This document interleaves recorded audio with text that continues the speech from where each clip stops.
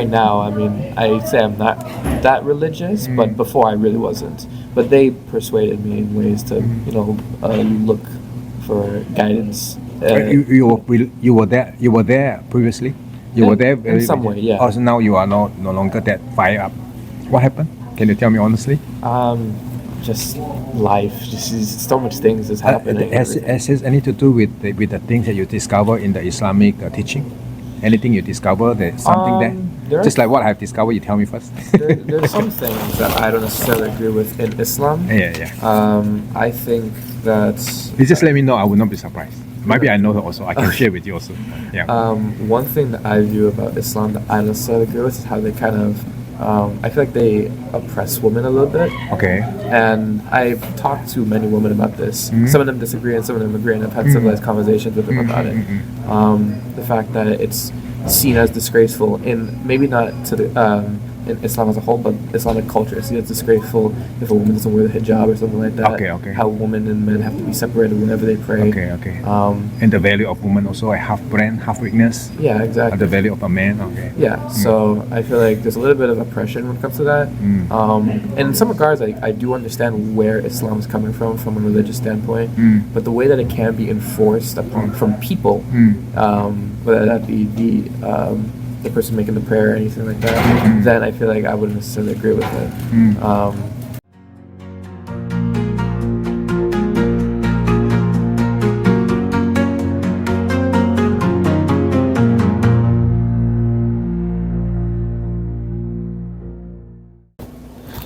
Hello. Hi.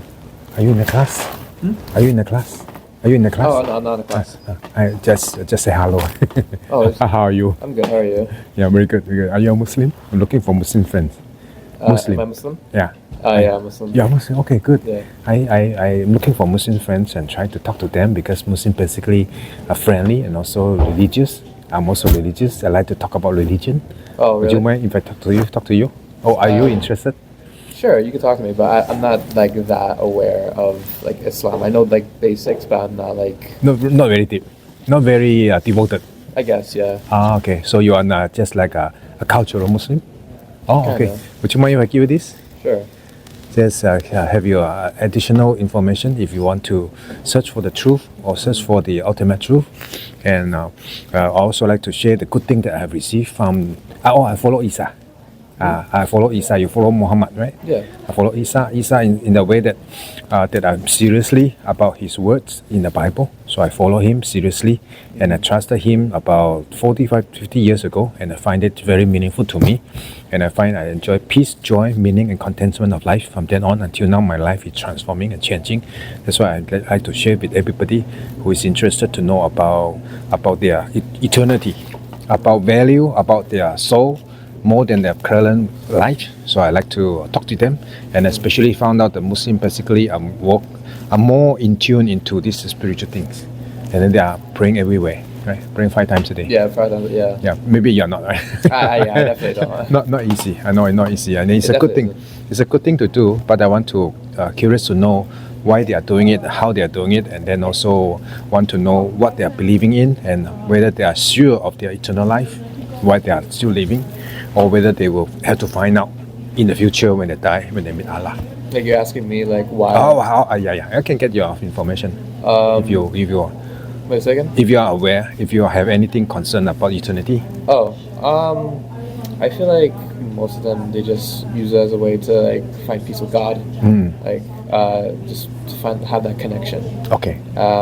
I feel like many people have their reasons, like whether that be like the fear of condemnation. Yeah, exactly. Condemnation of the hellfire. Exactly. They don't want that, right? So it's that fear that might be instilled with them, or it might just be that they just have a close connection with God. Is that they're seeking that help. For me personally, I feel like it's not like I'm not proud of it or anything, but I seek God whenever I feel like at my lowest because it gives me something to look for, or that be like for guidance, you know. So. That's when I feel like during Ramadan is when I'm like the most religious, right? Then I'll try my best, pray as much as I can for the day and everything. But on a day-to-day basis, then I don't really, don't go into it. Yeah, exactly. Because of busyness. Exactly, but I'll go to called? Go pray. And make So you will people go through naturally as it needed. So you are not devoted into that much of your time. Yeah, pretty much. But are you concerned about the eternal security for your future? About the going to Jannah? Wouldn't be necessary to follow the religious the commitment seriously so that you can ensure a place in Jannah in the future? I haven't really considered it. Yeah. One thing that keeps me going is that if I like make a mistake or something like that, I'll ask God for forgiveness. And that's because I know like it's always stated in the Quran that God is the most merciful. God is always forgiving. So I let that kind of guide me that if I make a mistake or I do something that's like unholy or something, then acknowledge it, and ask God for forgiveness, and He will forgive. Good. Don't you concern about the future? We can die anytime, right? Yeah. We can die anytime. When you die tonight, for example, if you die tonight, are you not afraid that you're going to there in the place in the hellfire instead of going to Jannah? I don't think I've lived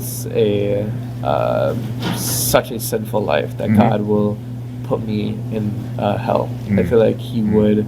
There would be judgment, and on the day of judgment, I think it would be acknowledged that I didn't live a very sinful life compared to most. What is the core teaching of the Islamic doctrine for the Muslim to follow? What is the core teaching they're supposed to follow? For example, what you're supposed to follow as a Muslim. For example, are you not supposed to be praying 5 times a day to honor Allah? Yeah. They not taught you in that way you should honor Allah, praying to honor Him above your everyday lives? Yeah, right? I feel like you should honor Him. You should be thankful. Like I feel like you follow the prayer, the Salat prayer every day. Not every day, no. Are you not supposed to follow the Salat prayer every day? You should. Okay. Then you are not doing it. No. Would not feel guilt? You are not doing. No, I don't really. Measure up to what Allah requires of you. Say again? You are not measuring up what Allah requires of you to do. Not necessarily. Obligation. Not necessarily. No, it's like I said, it's because I feel like God knows that with what I have going on in my life that I should prioritize Him in some places, but I have other priorities as well.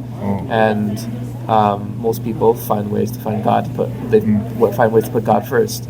But with like how busy I can be with my responsibilities and everything, sometimes I just can't. And I'll try to during when I can, when I have as I said during Ramadan, that's when I'm the most I will put God first. What about your other friends?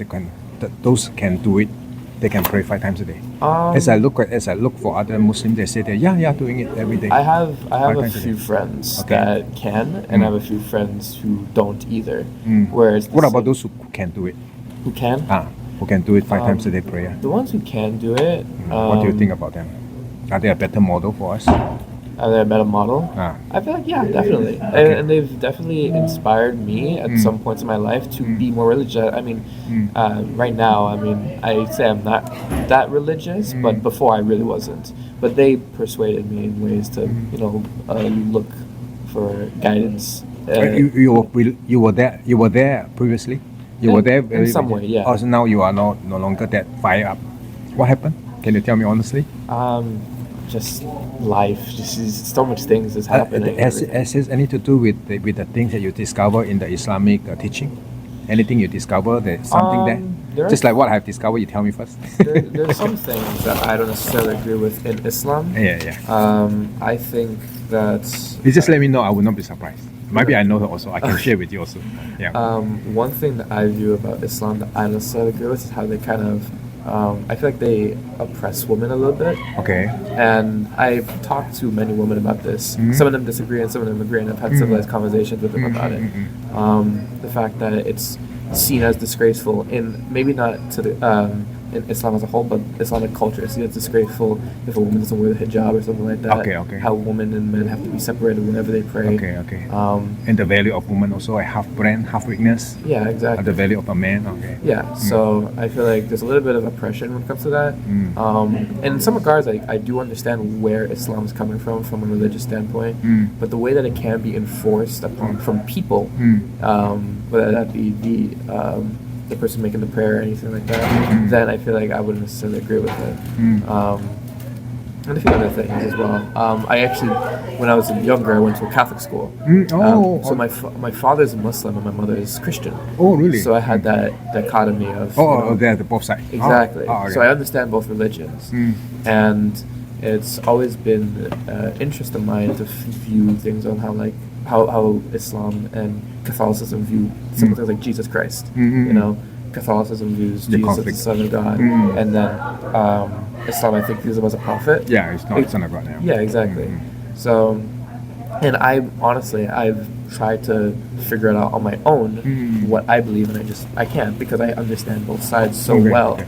I've drifted more towards Islam more than Catholicism, but it's been, you know, it's just interesting because I like having other, I guess, religions. I like being aware of other religions and everything to try and better understand how everyone kind of works. Broaden your understanding, exactly, and then your knowledge, more knowledgeable rather than cover yourself into one. I don't think I should just be isolated into one box. I think I should, discover and see how other people see the world. Right? I wouldn't personally change how I am, but I want to understand. You know, and I've always been Muslim my entire life. Do you know? You are now studying in America, right? You are now under the Western educational system. Yeah. Do you know that this Islamic thought or Islamic doctrine is not compatible with the Western educational system, the logical thinking? Have you come across it? I haven't really thought about that. You haven't thought that? Now I study more. I discover that actually so far conflicts comes from these two different thoughts, come from the Eastern thought and the Western thoughts. The Western thoughts are more lenient, more logical, lenient, but the Eastern thought is circular. The Eastern people, like Asians, like Indian or this Eastern Middle East, we are more emphasizing on relationship. We don't see any conflicting, morally wrong with the conflicting ideas that as long as we don't harm people, we can accept lying. This is where Islam is. Yeah. So as long as you don't harm, you have a beneficial or to benefit the other person, it's okay to lie. But what the Western thought is not. The Western white people, they said you cannot lie. Whether white lie is also lie. They will not accept that. That's why there's a conflict between these two religious thoughts. From, like you say, Catholic or the Christianity with the Islamic. So that two not compatible. They actually come from two different systems. Yeah. So they are entirely different. So when we critique one another, there will be a big disharmony between one another. So I come to the point to accept that both are different. Don't compare. It would become comparing an orange and an apple. When you're trying to fit the orange into the apple, it will not fit. It will just damage to both sides. Exactly. So I see the propaganda of the Islamic Dawa guy now in the world, in the Western side. I see from the YouTube as I study. Like for example, they say that Islam is a logical religion. Have you heard that promotion? That Islam is the most logical religion. I haven't heard of that before. You haven't heard of, or maybe something. And then they say that like, the Quran is a perfect book, for example. Yeah, that one you resonate to you. The Quran is a perfect book. So there's a promotion to promote Islam, to attack Christianity, and then to let the Christian know that the Bible is corrupted. There are a lot of errors. Actually, they are not. They are forcing that orange into the apple. Yeah. Actually, they are two incompatible systems. They are trying to force into one another. Actually, it's not true. So the Islam, for the saying of Islam, saying the Quran is a perfect book. It actually is not perfect. It is. They say that it is verbatim, word to word preservation. Actually, for reality, is that it is not word to word, dot to dot, word to word, letter to letter, perfect preservation. Actually, it's a well preservation. It would be just like the Bible.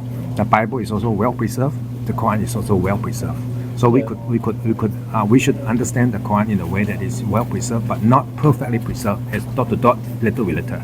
So the rhetoric is actually not true. So when you use the rhetoric to preach to the ignorant Christians or ignorant Western people, it will be more appearing like a magical power. Because in the Bible you can see a lot of version translation, you can see a lot of numerical problems. So that's why they say that it's justified for their saying. So but then the Christianity, well, other side, you have to understand that they don't believe on word to word, dot to dot.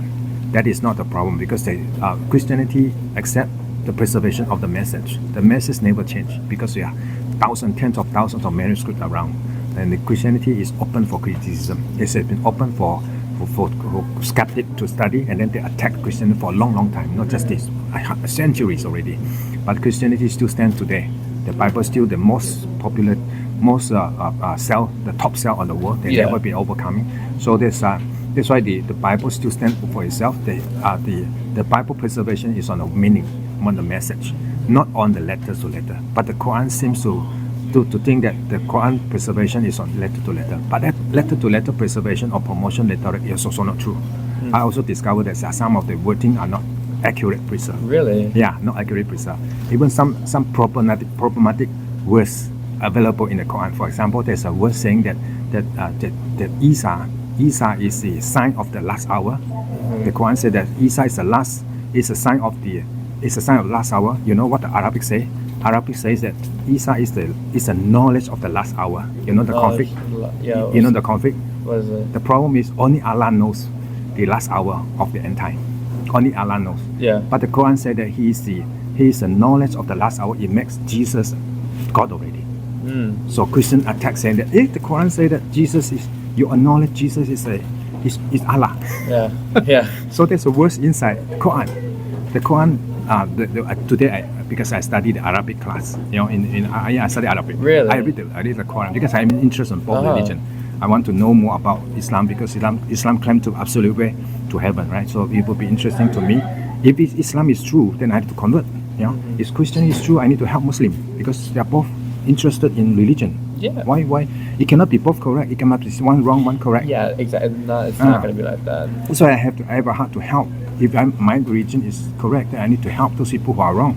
This is human nature for goodness, right? So I'm trying to dig out and then find out that this is something that one of the issues that I discovered. It is the Quranic verses.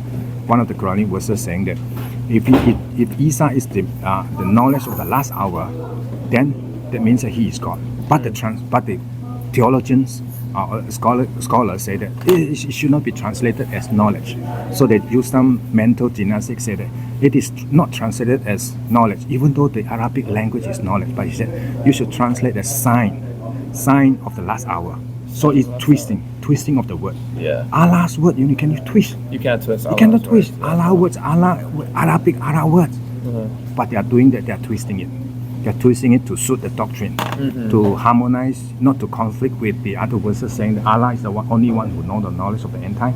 So they're trying to turn around and switch it. And for the Islam scholars, they don't see. For Muslims, they don't see this as a problem. For the Westerner, they see this as a problem. Because you claim to be absolute, you claim to be the perfect preservation, word to word, dot with dot, and now you see this one, you're trying to twist to circular, to turn over, and then say, this is the perfect preserve. We just interpret it differently. So there's something like that. So the rhetoric of the perfect Quran, for me to see, it is not perfect.